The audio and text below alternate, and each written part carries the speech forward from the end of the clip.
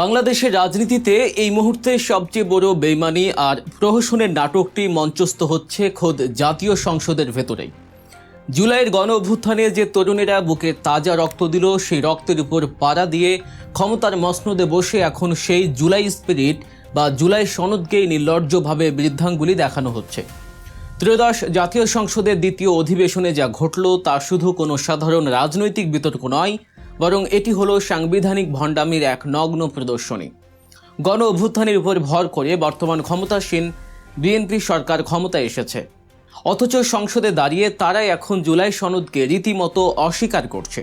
অন্যদিকে বিরোধী দলীয় নেতা হিসেবে ডক্টর শফিকুর রহমান কিভাবে এই সাংবিধানিক মারপ্যাচের মুখোশ টেনে ছিঁড়ে ফেললেন, আজ আমরা সেটাই সহজ ভাষায় বিশ্লেষণ করব। তাই অনুরোধ রইল, পুরো ভিডিও জুড়ে সাথেই থাকুন। সংসদের তারকা চিহ্নিত প্রশ্নোত্তর পর্বে যখন বিরোধী দলীয় নেতা এবং জামায়াতে ইসলামীর আমির ডাক্তার শফিকুর রহমান ফ্লোর নিলেন, তিনি অত্যন্ত স্পষ্ট এবং যৌক্তিক একটি সত্য সবার সামনে তুলে ধরেন। তিনি মনে করিয়ে দেন, এই সংসদ কোনো স্বাভাবিক বা গতানুগতিক নির্বাচনী প্রক্রিয়ায় গঠিত হয়নি। এটি বর্তমান রাষ্ট্রের একটি নতুন ভিত্তিমূল, যা জুলাই গণ অভ্যুত্থানের প্রেক্ষাপটে তৈরি হয়েছে। তার যুক্তি ছিল একদম সোজা।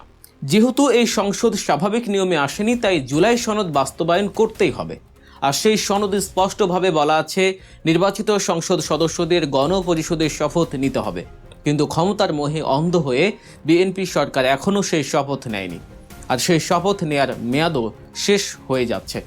ডাক্তার শফিকুর রহমান যখন এই অকাট্য যুক্তিগুলো দিচ্ছিলেন এবং বলছিলেন যে একই দিনে সংসদ নির্বাচন এবং গণভোট অনুষ্ঠিত হয়েছে, ঠিক তখনই স্পিকার তাকে মাঝপথে থামিয়ে দেন। সিস্টেম আর সংসদীয় রুলসের দোহাই দিয়ে স্পিকার চেষ্টা করেন এই অত্যন্ত জনগুরুত্বপূর্ণ আলোচনাটিকে নোটিশ প্রদান আর সময় ক্ষেপণের জালে আটকে রাখতে। কিন্তু ডাক্তার শফিকুর রহমান দমে যাওয়ার পাত্র নন। তিনি স্পিকারকে চ্যালেঞ্জ করে বসেন এবং সাফ জানিয়ে দেন যে বিষয়টি আজকেই উত্থাপন করা জরুরি। তিনি জুলাই সনদ বাস্তবায়নের উপর তীব্র জোর দিয়ে তার বক্তব্য অব্যাহত রাখেন। কিন্তু এর জবাবে বর্তমান বিএনপি সরকারের স্বরাষ্ট্রমন্ত্রী সালাউদ্দিন আহমেদ যা বললেন, তা শুনলে এই দেশটা যে কোনো সচেতন নাগরিকের রক্ত টকবক করে ফুটতে বাধ্য।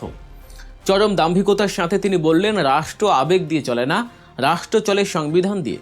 শুধু তাই নয়, গণপরিষদের শপথের ব্যাপারটি পুরোপুরি এড়িয়ে গিয়ে তিনি বললেন, এটা নাকি এখন আদালতের ব্যাপার, সংসদের নয়। অর্থাৎ যে জুলাই সনদের পক্ষে দেশের প্রায় 70% মানুষ গণভোটে হ্যাঁ ভোট দিয়েছে, সালাউদ্দিন সাহেবের কাছে সেই 70% মানুষের রায় বা ম্যান্ডেটের কোনোই দাম নেই।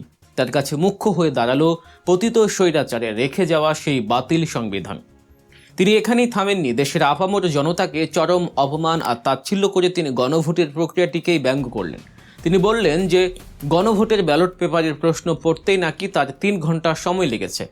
মানুষ প্রশ্ন পড়ে হ্যাঁ বা না ভোট দিয়েছে কিনা সেটা নিয়ে তিনি সন্দেহ প্রকাশ করলেন। চিন্তা করে দেখুন দাম্ভিকতার মাত্রাটা। তিনি প্রকারান্তরে এটাই বোঝাতে চাইলেন যে দেশের মানুষ না বুঝে গণভোটে হ্যাঁ দিয়েছে। রক্তের অক্ষরে লেখা জুলাই সনদ আর জনগণের বিপুল ম্যান্ডেটকে তিনি স্রেফ উড়িয়ে দিতে চাইলেন। দর্শক, রাজনীতির এই কঠিন মারপ্যাঁচ এবং এর পেছনের আসল উদ্দেশ্যগুলো সহজ ভাষায় বুঝতে এখনই গল্প নিউজ চ্যানেলটিকে সাবস্ক্রাইব করে নিন। আমরা সব সময় সত্যের পেছনের সত্যটুকু আপনাদের সামনে তুলে আনার চেষ্টা করি। এবার আসুন বিএনপি নেতাদের এই তথাকথিত সাংবিধানিক ভণ্ডামির পেছনের লজিকটা একটু মিলিয়ে দেখি। যে তরুণ সমাজ বুকে রক্ত দিয়ে হাসিনাকে দেশ থেকে পালাতে বাধ্য করেছে, তারা সালাউদ্দিন আহমেদের এই পুরনো দিনের পলিটিক্যাল মারপ্যাঁচ খুব ভালো করেই বোঝে। বিএনপি এখন ডাক্তার শফিকুর রহমানের সাথে সাংবিধানিক মারপ্যাঁচ খেলতে চাইছে। খুব ভালো কথা। আপনারা কথায় কথায় এত সংবিধান করছেন, তাহলে আসুন আপনাদের সাধের সংবিধান নিয়েই একটু কথা বলি। আপনাদের মান্য করা সেই আগের সংবিধান অনুযায়ী তো 2028 সালের আগে দেশে কোনো নির্বাচনই হওয়ার কথা নয়। তাহলে আপনারা আজ কোন আইনে এমপি হয়ে সংসদের চেয়ারে বসে আছেন? আপনারা কোন আইনে প্রধানমন্ত্রী, কোন আইনে স্বরাষ্ট্রমন্ত্রী? আপনাদের এই সংবিধান অনুযায়ী তো খুনি শেখ হাসিনাই এখনও বাংলাদেশের বৈধ প্রধানমন্ত্রী। আপনারা কি সেটা মানবেন? যদি পতিত সংবিধানই আপনাদের কাছে এত পবিত্র হয়ে থাকে, তবে সেই 5 আগস্টের গণ অভ্যুত্থান, ডক্টর ইউনূসের অন্তর্বর্তীকালীন সরকার গঠন, 2026 সালের এই নির্বাচন, এগুলো তো কোনোটারই সাংবিধানিক ভিত্তি নেই। সবচেয়ে চরম সত্যটা হলো, বিএনপির বর্তমান সরকার এখন একটি বিশাল আইনি ও নৈতিক স্ববিরোধিতার জালে আটকা পড়ে গেছে। লাশের পাহাড়ের উপর দাঁড়িয়ে তরুণদের রক্তের উপর পা রেখে তারা ক্ষমতার মসনদে বসেছে ঠিকই, কিন্তু এখন নির্লজ্জভাবে সেই জুলাই সনদকেই প্রত্যাখ্যান করছে। নিজেদের সুবিধা মতো যখন যেটা দরকার তখন সেটা ব্যবহার করাই কি তবে তাদের রাজনীতি? নির্বাচনে জেতার জন্য জুলাই স্পিরিট দরকার, আর ক্ষমতায় বসে ক্ষমতা নিরঙ্কুশ করার জন্য দরকার শেখ হাসিনা রেখে যাওয়া স্বৈরাচারী সংবিধান। বিরোধী দলীয় নেতা ডক্টর শফিকুর রহমান ঠিক এই জায়গাতেই আঘাত করেছেন এবং সরকারের এই ডাবল স্ট্যান্ডার্ড জাতির সামনে উন্মোচন করে দিয়েছেন। এখন বাংলাদেশের রাজনীতির একটা চিরন্তন এবং ভয়ঙ্কর প্যাটার্ন আপনাদের সামনে তুলে ধরি। ইতিহাস ঘাঁটলে দেখবেন যখনই কোনো শাসক স্বৈরাচারী হয়ে ওঠে বা জনগণের ম্যান্ডেটকে পাশ কাটিয়ে অবৈধ ক্ষমতা কুক্ষিগত করতে চায়, তখনই তারা সবার আগে একটি নির্দিষ্ট কার্ড খেলে, আর সেটি হলো ধর্মের কার্ড বা ইসলামের কার্ড। স্বৈরাচার এরশাদের কথা মনে আছে? যখন তার পায়ের তলার মাটি সরে যাচ্ছিল, জনগণের প্রবল রোষানলে তার ক্ষমতা টালমাটাল, তখন তিনি কি করেছিলেন? তিনি সংবিধানে রাষ্ট্র ধর্ম ইসলাম যুক্ত করে নিজের স্বৈরাচারী শাসনকে জায়েজ বা বৈধ করার এক নগ্ন চেষ্টা করেছিলেন। এরপর শেখ হাসিনার কথায় আসুন।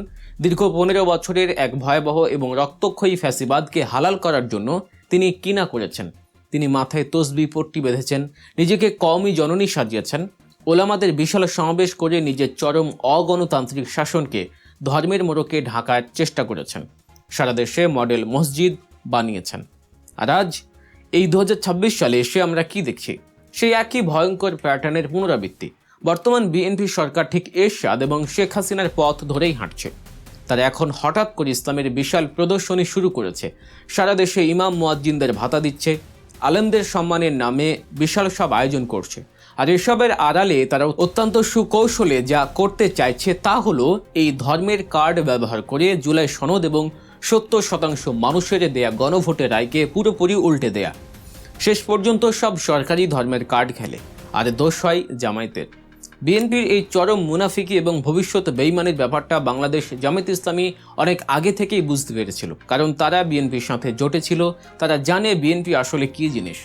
এই কারণে ডক্টর শফিকুর রহমানের নেতৃত্বাধীন জামায়াত নির্বাচনের আগে অত্যন্ত জোরালোভাবে দাবি জানিয়েছিল যে সবার আগে গণভোট হতে হবে, জুলাই সনদকে আইনি ভিত্তি দিতে হবে এবং সেই সনদের আলোকেই জাতীয় নির্বাচন হতে হবে।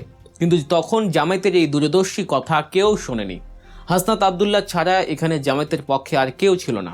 এমনকি তরুণদের যে দলটি এখন জামায়াত ইসলামের সাথে জোট করেছে, তারাও তখন চরম রাজনৈতিক অপরিপক্কতার পরিচয় দিয়েছিল। তারা ভেবেছিল আগে নির্বাচন হোক, পরে গণভোট হলে সমস্যা নেই। আজ সেই অপরিপক্ক সিদ্ধান্তের কারণেই এনসিপি সহ পুরো দেশ মাথায় হাত দিয়ে আফসোস করছে। তারা এখন হা হুতাশ করে বলছে, কেন জামায়াতের কথা শুনে গণভোটটা আগে করলাম না। আর এই আফসোসের কফিনে শেষ পেরেকটি গত সংসদে দাঁড়িয়ে ঠুকে দিয়েছেন স্বরাষ্ট্রমন্ত্রী সালাউদ্দিন আহমেদ। তার কথা শুনলে মনে হবে তিনি যেন ডাবল স্ট্যান্ডার্ড বা দ্বৈত নীতির এক জীবন্ত অবতার। তিনি একমুখে বলছেন জনরায়কে মূল্যায়ন করতে হবে, আবার পরক্ষণেই সে জনরায়ের দলিল জুলাই সনদের উপর যত ধরনের সমালোচনা করা সম্ভব তা সবই করছেন।